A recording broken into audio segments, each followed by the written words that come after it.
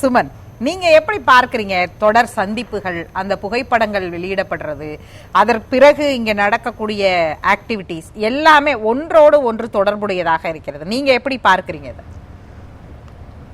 பாஜகவை பொறுத்தவரையிலும் அது ஒரு மாநிலத்துக்குள்ளேயும் சென்று அங்க இருக்கக்கூடிய அமைதியை சீர்குலைத்து, நான் அமைதிங்கிறது பொது அமைதி மட்டும் இல்லை, அரசியல் அமைதியை கூட சீர்குலைத்து அங்க இருக்கக்கூடிய கட்சிகளை உடைத்து வீழ்த்தி, நான் ஏற்கனவே பல இடங்களில் பதிவு பண்ற ஒரு விஷயம், வாக்குகள் என்பது வானத்திலிருந்து வரப்போறதில்லை.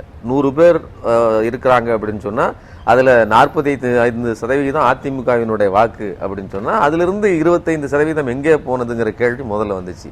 அப்ப அந்த 25%-ஐ 18% எங்கள்கிட்ட வந்துருச்சு அப்படின்னு காட்டுவதற்காக ஒவ்வொருத்தரா பிரிச்சு தான் கொண்டு வந்து தன்னுடைய கட்சியில் வச்சிருந்தாங்க. நீங்க நல்லா பாத்தீங்கன்னா தெரியும், தனிப்பட்ட முறையில் பாஜக நேரடியாக போட்டியிடலை, அதுல பல்வேறு நபர்களும் இருந்தார்கள். இன்னும் சொல்ல போனா கடைசி நேரத்தில் பாமக அதிமுக பக்கம் போக வேண்டியதை திருப்பி கொண்டு வந்து தன்னிடம் சேர்த்தார்கள். இப்படியெல்லாம் அதாவது நம்பரை காட்டுவதற்காக இவ்வளவு தகுடுதத்தங்களை செய்தார்கள். அப்போ இதெல்லாம் நம்ம என்ன பார்க்கிறோம் அப்படின்னா, இது ஏதோ அதிமுகங்கிற கட்சியை அவர்கள் உடைத்து கொண்டிருக்கிறார்கள், அந்த கட்சியை வீழ்த்தி தமிழ்நாட்டுக்குள் வர, அதாவது அதோடு சேர்ந்து வளர்ந்தோ அல்லது அதை வீழ்த்தியோ தமிழ்நாட்டுக்குள்ள வர பார்க்காங்க அப்படின்னு பார்த்தோம்னா, இது மக்களுடைய உணர்வு நிலை. நான் என்ன சொல்றேன், இவங்களே என்ன சொன்னாலும் சரி, அது அதிமுக என்பது எம்ஜிஆர் என்கிற ஒரு தலைவரால் உருவாக்கப்பட்டது, ஜெயலலிதா என்கிற ஒரு தலைவரால் வழிநடத்தப்பட்டது. அவர்கள் 2 பேருடைய அந்த வலுங்கிறது இருக்குது, அவர்களுக்குன்னு ஒரு தனி வாக்கு வங்கி என்பது இருக்குது. அந்த வாக்கு வங்கியை தனதாக்கிக் கொள்வதற்கு நான் என்ன அவங்க மேல இன்னைக்கு நாளைக்கு அமித்ஷா வர போறாரு, என்ன வேற எதை உருவாக்க போற இல்ல, இவங்க 2 பேரும் போய் பார்த்து, இதெல்லாம் சார் சொல்றது ரொம்ப என்ன சொல்றதுன்னா அது ஒரு அமைச்சூரா இருக்க மாதிரி இருக்கு. அதாவது 2 பேரும் போய் சந்திச்சிருக்காங்க, என்ன சந்திச்சு பேசணுங்கிறத வெளியில சொல்லலைங்கிறத தவிர அரசியல் தெரிந்த அனைவருக்குமே தெரியும் அங்கே ஒரு பேரம் நடத்தப்பட்டிருக்கிறது.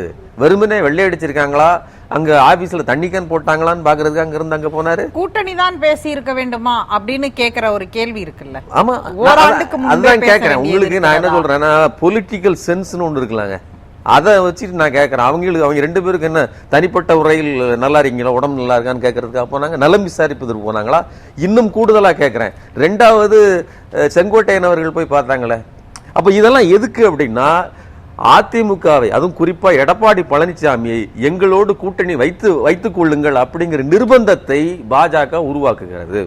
இன்னும் கூடுதலா நீங்க அங்க பெரிய சிக்கல் இருக்குது. ஒன்று, அதிமுக என்பதே பிரிந்து கிடக்கிறது.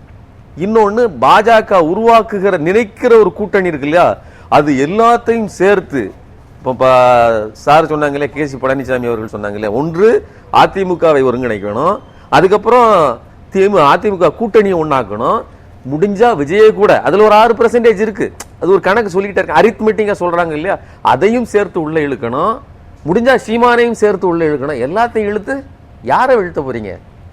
அப்போ அந்த இடத்தில் முழுக்க நீங்க பெரியாருக்கான வாக்குன்னு சொல்றாங்களா, அது யாருக்கான? பெரியாருங்கிறது ஒரு அடையாளம், அது சமூக நீதிக்கான அடையாளம். நீங்க பாரதிய ஜனதா கூட கூட்டணி வைத்த உடனேயே நீங்கள் சிறுபான்மையினருக்கு மட்டும் இல்ல, நீங்க ஏதோ நீங்க பேசிட்டு இருக்காங்க, சிறுபான்மையினருக்கு அது வக்ஃபுவாதி திருத்த, அதெல்லாம் கிடையாது. நீங்க சிஏஏல என்னங்க சொல்லுது தமிழர்களை பத்தி? இலங்கை தமிழர்கள்ல இந்துக்கள் இருக்காங்க, நீங்க பாகிஸ்தான்ல இருந்து இந்துக்கள் வந்தா நாங்க ஏற்றுக்கிடுவோம், நீங்க வேற ஆப்கானிஸ்தான்ல இருந்து இந்துக்கள் வந்தா ஏத்துக்கிடுவோம். ஆனால் இலங்கையிலிருந்து வர்ற இந்துக்களை இந்துக்களாக பார்க்க போறது இல்லை, அப்ப தமிழர்களாக தான் பாக்குறாங்க. அப்போ இந்துக்களாக இருந்தாலும் சரி, தமிழர்கள் ஆகாதுன்னு இருக்கக்கூடிய ஒரு கட்சியோட நீங்க கூட்டணி வச்சீங்கன்னா அதோட பொருள் என்ன? ஆட்டோமேட்டிக் நீங்க அரித்மெட்டிக்னு ஒரு கதை எல்லாரும் சொல்லிட்டு இருக்காங்க. இது ஒரு பெரிய மெகா கூட்டணியை உருவாக்க வேண்டும், அதற்கு முன்னாடி அதிமுகவை ஒன்றிணைக்க வேண்டும், இப்படி எல்லாம் சேர்த்து முடிச்சிட்டா இங்க தமிழ்நாட்டு இதை திமுகவை வீழ்த்துவதில்லை, நல்லா புரிஞ்சுக்காங்க, தமிழ்நாட்டு மக்களை வீழ்த்துவது. பாஜக தன்னை அவங்களும் ஒரு கூட்டணி கால்குலேஷன் பண்ணதானே செய்வாங்க. திமுக ஒரு வலுவான கூட்டணி, அவங்க ஒரு ஸ்ட்ராங்கான இன்டாக்ட் கூட்டணியை இத்தனை எலெக்ஷன்ல காத்து வச்சிருக்கிறாங்கும் போது அதற்கு மாற்றா இன்னொரு கூட்டணியை அவங்க உருவாக்கி தானே ஆகணும். அது தேர்தலுடைய கட்டாயமும் கூட இல்ல. அதாவது திமுக உருவாக்கி வைத்திருக்கிற கூட்டணிங்கிறது வெறுமனே அவர்கள் உருவாக்கினார்கள் அப்படிங்கறத தாண்டி அவர்கள் சேர்ந்து நிற்க வேண்டிய ஒரு புறவய நிர்பந்தம் இருக்குது, ஒரு கொள்கை ரீதியான முரண்பாடு இருக்குது. நீங்க என்ன கொள்கைன்னு கேட்டீங்கன்னா சனாதனத்துக்கு எதிராக அவர்கள் எல்லாம் களமாடுகிறாங்க. எவ்வளவு முரண்பாடு இருக்குங்க அவர்களுக்குள், கட்சி ரீதியா பிரச்சனை இருக்குது, எவ்வளவு பேசியிருக்காங்க. ஆனாலும் கூட ஒற்றை இலக்கு பாஜக உள்ளே வரக்கூடாது அப்படிங்கிறது. இது மக்கள் மத்தியிலே இருக்குது. நீங்க நல்லா கவனிங்க, கொடுக்கப்படாத நிதிகள் எல்லாம் தமிழ்நாட்டு மக்களுக்கு தானே கொடுக்கப்படல. இன்னைக்கு வரையிலும் நீட்டுக்கு எதிராக மசோதா கட்சி கூட்டம் நடத்தப்பட்டு இருக்கு. அப்ப இது யாருக்கு இத்தனை உயிர்கள் பலியாகி இருக்குது நீட்டு விவகாரத்துல? இதெல்லாம் தமிழ்நாட்டு மக்களின் உயிர் இல்லையா? இப்ப நான் என்ன கேட்கறேன்னா, பாஜகவோடு நீங்க கூட்டணி வச்சீங்கன்னா திமுக ஈஸியா அதை எதிர்கொள்ளும். என்னன்னா, ஒன்று, நீங்க 2142 கோடி ரூபாய் பணம் கொடுக்கல, அது கல்விக்கான நிதி தமிழ்நாட்டுக்கு கொடுக்கல. அப்ப அப்படிப்பட்ட பாஜகவோடு இருக்கிறீர்களா? 26 உயிர்களை நீட் என்கிற போர்வையில் கொலை செய்த அல்லது சாவுக்கு காரணமாக இருந்த ஒரு பாஜகவோடு கூட்டணி வைக்கிறீர்களா? சனாதனத்தோடு நீங்கள் கூட்டணி வைக்கிறீர்களா? அண்ணா திராவிட முன்னேற்ற கழகம்னு திராவிடத்தை பேரில் வைத்துக் கொண்டு பேரலையில் மட்டும்தான் வைத்திருப்பீர்கள். இந்த கேள்வியெல்லாம் களத்தில் நான் என்ன சொல்றேன்னா, இந்த கேள்விகள் அதிமுக பாஜக அந்த கூட்டணிக்கு ஒரு எதிர் மனநிலையை உருவாக்கும் அப்படின்னு பார்க்கறீங்க? கண்டிப்பா. நீங்க இவங்க எல்லாருமே இங்க பேசக்கூடிய நபர்கள் எல்லாருமே பொதுவா என்ன பேசுறாங்கன்னா, அரித்மெட்டிக் அவங்க ஒன்னு அரித்மெட்டிக்க கூட நான் விட்டுறேன். இன்னொன்னு சொல்றாங்கல்ல, ஒன்றுபட்ட அதிமுக சேர்ந்துட்டா தனிச்சு, அதுக்குதான் நான் திரும்ப பல கேள்விகள் அவர்கிட்ட கேட்டேன். தனித்து நின்றாலே வெற்றி பெறும் அப்படின்றாங்க இல்லையா? அந்த சூழல் இருக்குது அப்படின்னு எடுத்துக்கிட்டோம்னா அப்ப திமுக வர்சஸ் அதிமுகங்கிறது தானே களம். அது கரெக்ட் தான். ஆனா அதுல ஒரே ஒரு விஷயம் மிஸ் ஆகுது. என்ன அப்படின்னா, போர்க்குணத்தோடு சனாதன சக்திகளை எதிர்ப்பது அப்படிங்கிறது தமிழ்நாட்டுக்கே உரிய பொதுவான குணம். நீங்க நாடாளுமன்ற தேர்தலாகவே இருந்தாலும் ஜெயலலிதாவை பொறுத்தவரையிலும் மோடியா லேடியான்னு வைக்கக்கூடிய அந்த சார்ஜ் என்பது திமுகவை விட வலுவாக பாஜகவை புறத்தை நிறுத்துவதில் நான் வலுவாக வேலை செய்வேன்னு சொன்ன அந்த வார்த்தை இருக்கு இல்லையா, அது மக்கள்கிட்ட வீச்சா வேலை செஞ்சது. இன்னைக்கும் கூட நீங்க ஈரோடு இடைத்தேர்தலில் பெரியாரை கையில் எடுத்ததன் விளைவு 74% அடிச்சு தூக்குறதுக்கு காரணமாயிடுச்சுன்னு சொல்றாரு இல்லையா? அப்ப அவர் கணக்கு சொல்றவர் தானே. அப்ப நல்லா புரிஞ்சுக்கங்க, இங்க இருக்கக்கூடிய கள யதார்த்தம் என்பது பெரியார் அவர் வகுத்து வைத்திருக்கிற அந்த திராவிட கொள்கை. இதுக்கு முரணா போய் நீங்க கூட்டணி வச்சுக்கிட்டீங்கன்னு வச்சுக்கோங்க, ஆட்டோமேட்டிக்கா போயிடும். ஒண்ணு. இன்னொன்னு, விஜயின் வருகையை பற்றி சொல்றாங்க இல்லையா? விஜயின் வருகைங்கிறது எதை பாதிக்கும்?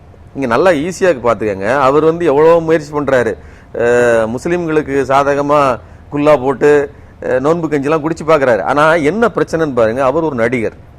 நடிகரை தலைமையாக கொண்ட, நடிகையை தலைமையாக கொண்டு இயங்கிய கட்சி எது? அதனாலேயே அந்த ஈர்ப்பினாலேயே எந்த கட்சி இயங்கி கொண்டிருக்கிறது. அப்ப அந்த கட்சி தான் பிரதானமாக கொள்கையை தாண்டி நடிப்பு பிரபல்யம் தான் வேலை செய்யும்னா அந்த கட்சியில் இருக்கிறவர்கள் கூடுதலான ரசிகர்களாக இருப்பார்கள்.